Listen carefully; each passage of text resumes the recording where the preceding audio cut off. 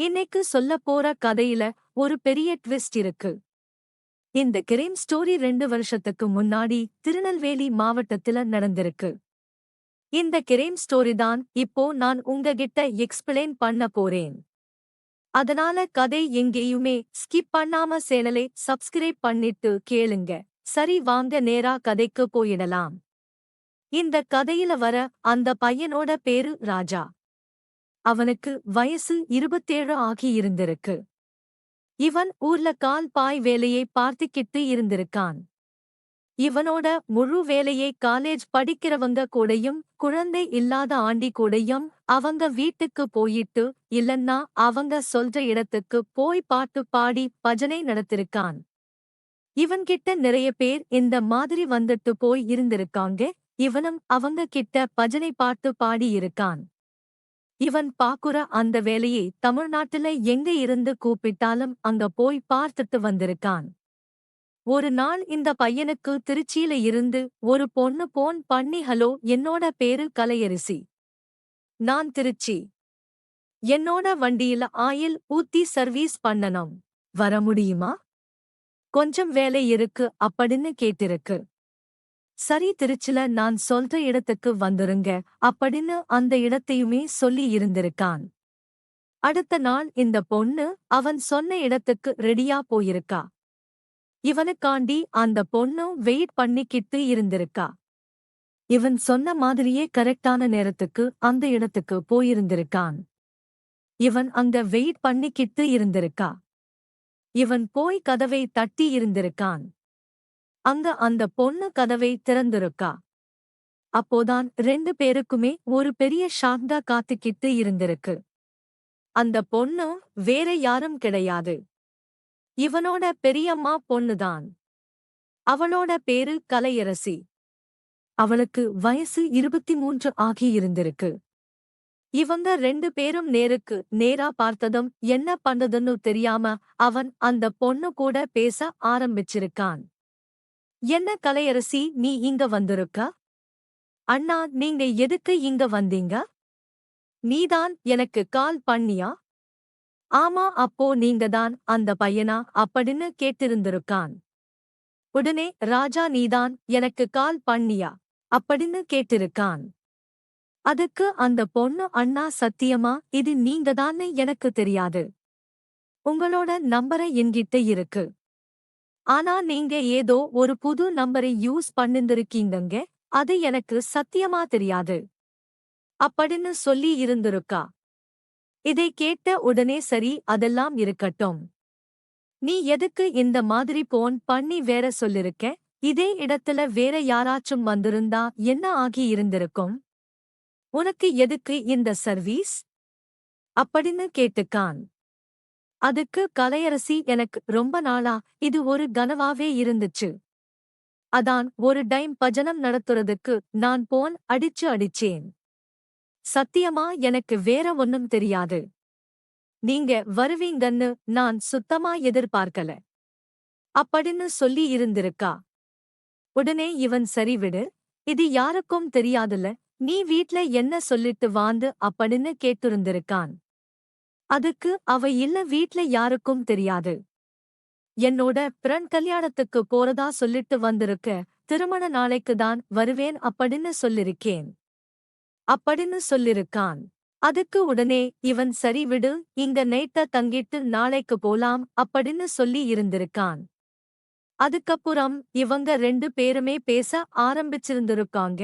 கலையரசி அவனை பார்த்து, ஆனா வீட்ல மட்டும் இதை சொல்லிராதீங்க, வெளியில தெரிஞ்ச அவ்வளவுதான் அப்படின்னு அழுதிக்கிட்டே சொல்லிருக்கா.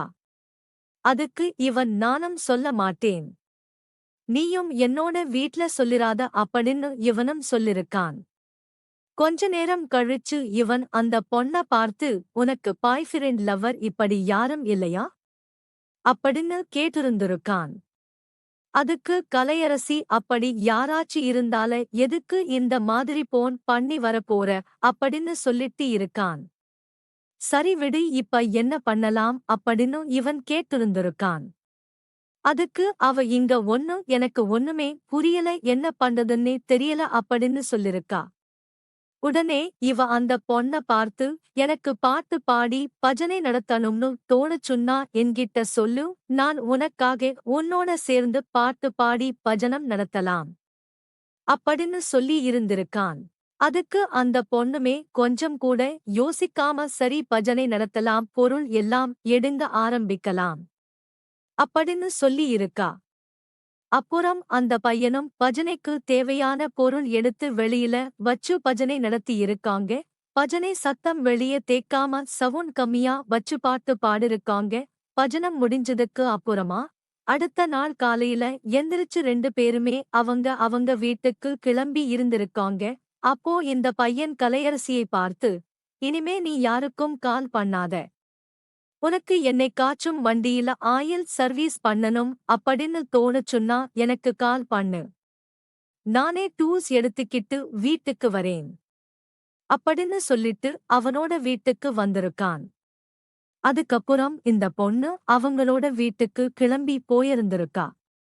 கொஞ்ச நாள் கழிச்சு இதே மாதிரி ஒரு நாள் கலையரசி அந்த பையனுக்கு போன் அடிச்சு, ஹலோ அண்ணா, வீட்டுக்கு வந்து என்னோட 100 சிசி வண்டியில ஆயில் சர்வீஸ் பண்ணணும்.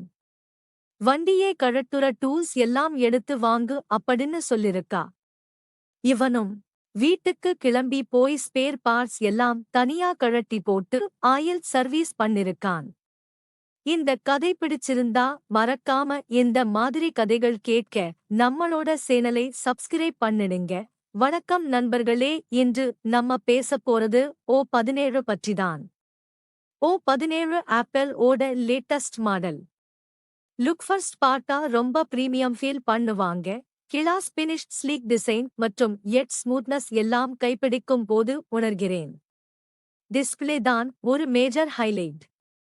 சூப்பர் ரெட்டினா ஆர் டிஸ்பிளேல colours vibrant, brightness high, contrast, perfect, எட் யூடியூப் ஸ்ட்ரீமிங் எல்லாம் எடுக்கலாம். லுக் அண்ட் ஃபீல் ஒரு சினிமா எக்ஸ்பீரியன்ஸ் மாதிரிதான். 2 ஃபேஸ் ஐடி ரொம்ப ரெஸ்பான்சிவ். செக்யூரிட்டி கொஞ்சம் கூட காம்ப்ரமைஸ் ஆகாது. Camera system full package. Primary camera higher resolution, low light mode, cinematic mode, portrait mode, macro shots எல்லாம் சப்போர்ட் செய்யும். செல்ஃபி கேமரா கூட பர்ஃபெக்ட் வீடியோ கால்ஸ்க்கு அண்ட் சோசியல் மீடியா கண்டென்ட் கிரியேஷனுக்கு ideal. Stabilisation அண்டே paste enhancement கூட smooth performance தரும். Performance level பார்ப்போம். E7 chipset ரொம்ப past multitasking apps ஸ்விட்ச் பண்ணும்போது லேக் இல்லாம நடக்கும். Gaming, photo editing, video editing எல்லாம் ஹெவியா ஆனா கூட டிவைஸ் ஹீட்டும் minimal. Battery life better than previous models. டிப்பி யூஸ்க 1 டே ஈஸிலி சர்வே பண்ணும். Fast charging, wireless charging support கூட இருக்கு.